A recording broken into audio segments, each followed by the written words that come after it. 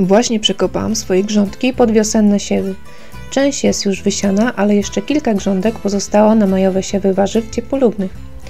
Jest jednak taka metoda, która obiegła internet, a mianowicie metoda bez przekopywania grządki, tak zwana no-dig, której pomysłodawcą jest znamienity ogrodnik Charles Dowding. Jego metoda no-dig polega na prowadzeniu grządek bez ich przekopywania, jak sama nazwa wskazuje. Pewnie zastanawiasz się, dlaczego zatem ja przekopuję grządki. Otóż mam kilka solidnych argumentów na to, aby grządkę jednak przekopać i o tym powiem w dalszej części filmu. Metoda no-dig według Charlesa Dowdinga jest sposobem dla ogrodników, którzy z powodów np. zdrowotnych nie są w stanie przekopać grządki, a mimo to mogą wciąż uprawiać swoje warzywa. Jest to też dobry sposób na pozbycie się np. chwastów czy trawy na bardzo dużym obszarze bez konieczności zrywania np. trawnika czy pielenia. A może by tak połączyć te dwie metody? Przy metodzie no-dig zaczynamy od ściółki.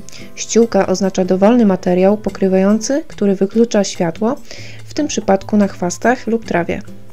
Więc może to być bardzo zachwaszczony ogródek, może to być Twój trawnik, mogą to być po prostu chwasty, które akurat tam są. I tu właśnie wkracza tektura lub inne materiały i kompost. Jeśli nie masz chwastów, jeśli Twoja gleba jest w większości czysta, nie potrzebujesz tektury, więc możesz pominąć ten jeden krok. Ale zakładam, że większość ludzi zaczyna od chwastów i chcę się upewnić, że wiesz, jak najlepiej je zabić, aby nie mieć chwastów w przyszłości, ponieważ to zaoszczędzi Ci mnóstwo czasu i energii. To najtrudniejszy etap pozbywania się chwastów na początku. A wspaniałe w tej metodzie jest to, że pozostawiając glebę nienaruszoną w ten sposób, chwasty w rzeczywistości na końcu rosną mniej, w pewnym sensie się poddają i ostatecznie giną z braku dostępu światła, tudzież wody. Natomiast jeśli próbujesz je wykopać i gorączkowo próbujesz wyrwać każdy ostatni korzeń, coś tam zostanie w glebie i mogą odrosnąć.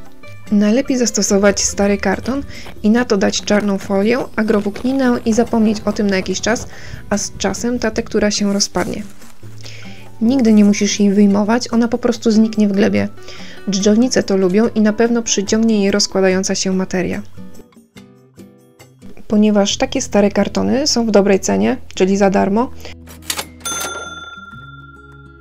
to jest to, co my ogrodnicy lubimy najbardziej. Brzmi jak marzenie, prawda? Ale ta metoda oczywiście nie jest taka idealna, bo niekiedy trawa tu i ówdzie odrośnie, a tam, gdzie będzie dziurka, chwast się pojawi. Ale z pewnością jest to mniejszy nakład pracy, nie jeżeli miałbyś szarpać się z całym polem. Są takie chwasty, które bardzo ciężko wytępić, jak oset czy mniszek albo powój czy pesz, gdzie możesz wyrywać i wyrywać, a one i tak gdzieś tam z odłamka głęboko siedzącego korzenia znów się odrodzą i tak w kółko. Ale musisz być wytrwały, w końcu może uda się je wytępić poprzez odcięcie od światła czy wody. Tutaj na przykład sadzę truskawki, pod spodem widzisz tekturę, na górę daję dobrą ziemię, na wierzch można dać kompost i już sadzę truskawki, które mają płytki system korzeniowy, a tektura się rozłoży.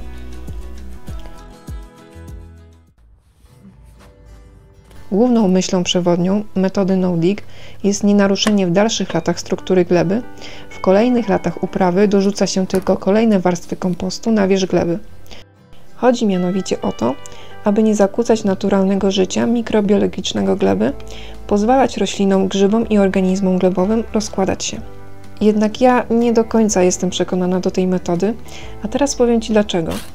Oto 8 powodów, dla których warto przekopać glebę pod uprawę warzyw. Glebę zwykle przekopuje się na jesień, a wiosną tylko wzrusza. Co nam daje ten zabieg? Po pierwsze, zapewni nam to poprawę struktury gleby, rozdrobnienie jej i użyźnienie. To bardzo ważne, gdyż niektóre warzywa nie radzą sobie w zbitej, twardej glebie. Przekopywanie gleby na grządce warzywnej jest odpowiednikiem orki na polu. Czy chcą nam powiedzieć, że ta czynność od pokoleń wielu była zupełnie niepotrzebnym zabiegiem? Czy nie zaczęło się od tego, że ktoś posadził w nieprzekopanej glebie i źle rosło, więc opracowano metodę orki? Modna uprawa bez przekopywania nie zawsze się sprawdzi. Nie każdy gatunek rośliny dobrze zaplonuje. Gleba nieprzekopana sprawdzi się u roślin o długich pędach, które same tworzą warstwę ograniczającą chwasty, np. dyniowate, oraz warzywa wieloletnie, dominujące i mało wymagające.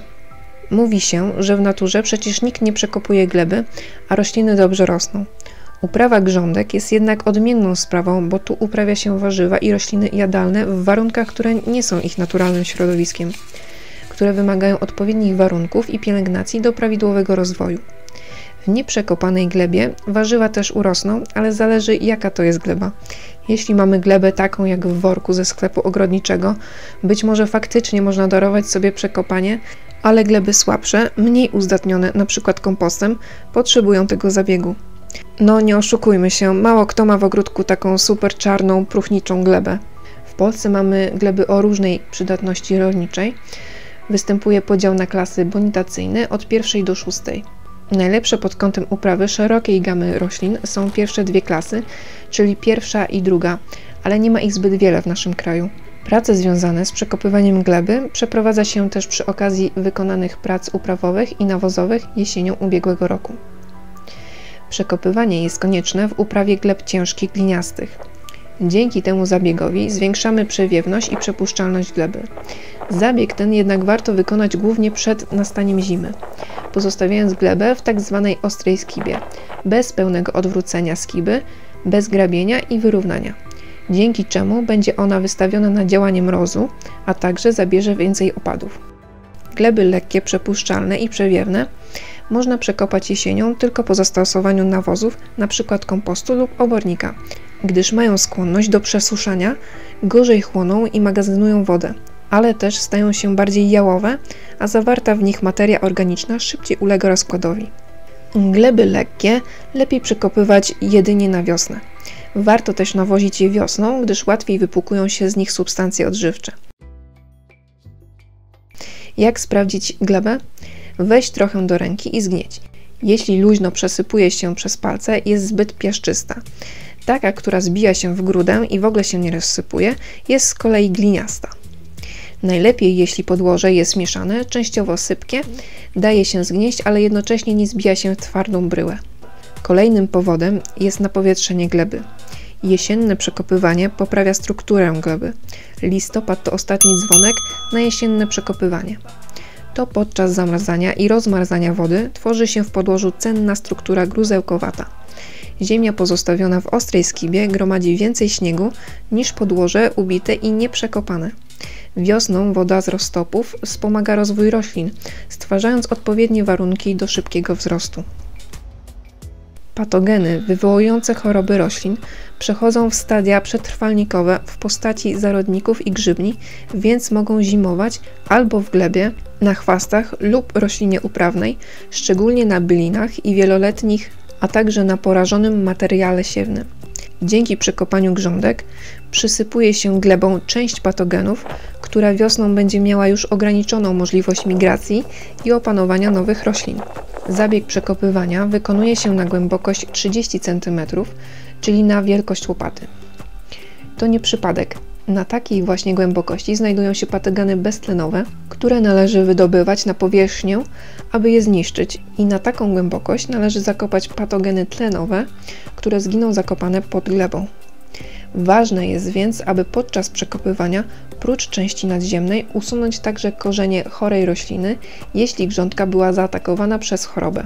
Warto również pamiętać o zmianowaniu warzyw, czyli sadzeniu warzyw z odmiennej rodziny niż wcześniej, co 4 lata, żeby patogeny nie miały szans ponownego ataku na tym samym warzywie kolejnego roku.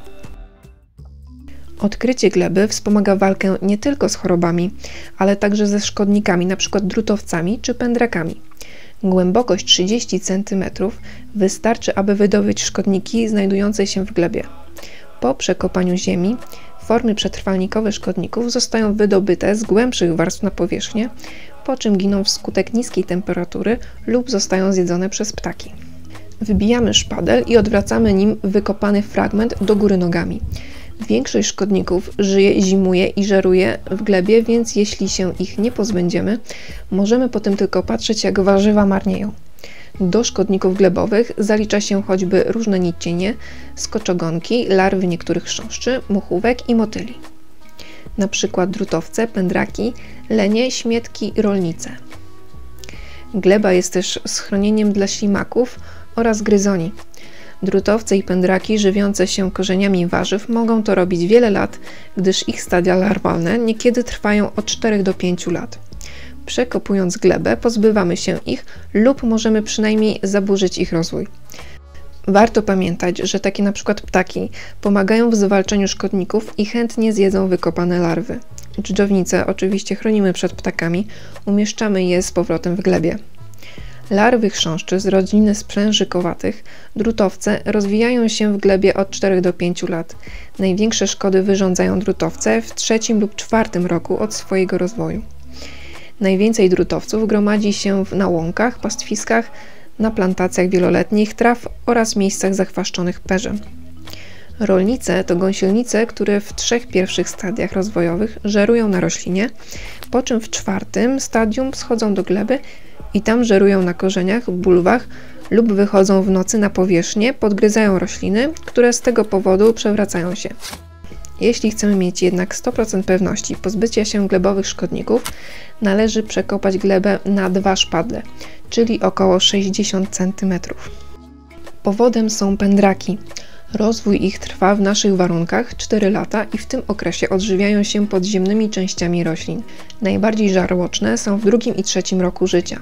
W czerwcu ostatniego roku larwa schodzi na głębokość pół metra i przepoczwarza się. W sierpniu z poczwarek wychodzą młode chrząszcze, ale pozostają w glebie do wiosny.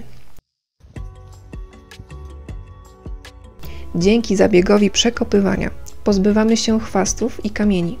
Walcząc z chwastami musimy je wykopać. Niektóre z nich mają głębokie korzenie czy kłącza i zwykle wyrywanie zielonej części może nie wystarczać. Chwast odrasta, szczególnie uciążliwy jest pesz, pokrzywa czy oset. Pesz wykopujemy widłami w całości, gdyż cięcie go powoduje w rzeczywistości jego większe namnożenie. Chwasty nie tylko konkurują o stanowisko, wodę, światło oraz o składniki pokarmowe, jakie są w glebie, ale także mogą przenosić patogeny lub żywe szkodniki, a także je przyciągać. Najpierw pozbywamy się chwastów, potem przekopujemy glebę, usuwając ich resztki. Nie przekopuj gleby, zakopując chwasty, bo i tak odrosną. Jeśli stosujesz środki chemiczne, zawsze należy je stosować zgodnie z załączoną instrukcją. Muszą być stosowane na kilka tygodni przed planowanym przekopywaniem gleby i w odpowiednim odstępie przed wysiewem. Ale chwastów możesz się też pozbyć, przykrywając właśnie grządkę na dłuższy czas ciemną folią i poczekać, aż chwasty wyginą. Dopiero potem przekopać glebę. Przekopywanie ułatwia równomierne wymieszanie nawozów mineralnych i organicznych z ziemią ogrodową. Przekopywanie i rozbicie grudek ziemi wpływa korzystnie na wymieszanie z podłożem nawozów. W trakcie tego zabiegu możesz od razu dodać do gleby naturalnych nawozów w postaci kompostu czy obornika. Przekopanie jest konieczne, jeśli wiosną zastosowany był obornik, nawozy zielone lub wapniowe. Przekopywanie gleby wykonuje się odpowiednio wcześnie przed siewem, od 3 do 5 tygodni. Posadzone w przekopanej glebie rośliny będą rosły lepiej. Gleba przekopana późną jesienią lepiej i szybciej się nagrzewa i dzięki temu wiosną można zacząć wcześniej ją uprawiać. Kompost możesz stosować jesienią, jak i wiosną, natomiast obornik nadaje się tylko do zasilania gleby jesienią. Jest to wyjątkowo silny nawóz, który potrzebuje czasu na rozłożenie się, a zbyt świeży mógłby uszkodzić młode rośliny. Nic nie stoi na przeszkodzie, aby zastosować wiosną rozcieńczoną gnojówkę z obornika czy roślinną. Jeśli mamy glebę lekką, nawóz organiczny wzbogaci ziemię w próchnicę, zapewniając nie tylko więcej substancji odżywczych, ale dzięki temu możliwe jest lepsze zatrzymanie wody w glebie i stworzenie lepszej struktury gleby. Jak przekopać ziemię z obornikiem lub kompostem? Nawóz należy rozsypać na glebie, a następnie całość dokładnie przekopać i wymieszać. Ważne, żeby nie zostawiać organicznych resztek na powierzchni, ponieważ przez utlenione związki mineralne nawóz traci swoją moc. Z czasem będzie wystarczało wymieszanie płytkiej warstwy gleby z materią organiczną. Pamiętaj też o ściółkowaniu i wzbogaceniu gleby, by ta stała się zasobna w próchnicę i życie biologiczne. A Ty, co sądzisz o przekopywaniu lub nieprzekopywaniu? Jesteś zwolennikiem czy przeciwnikiem? Jestem ciekawa, jak uprawiasz swoją grządkę, więc podziel się w komentarzu. Do zobaczenia!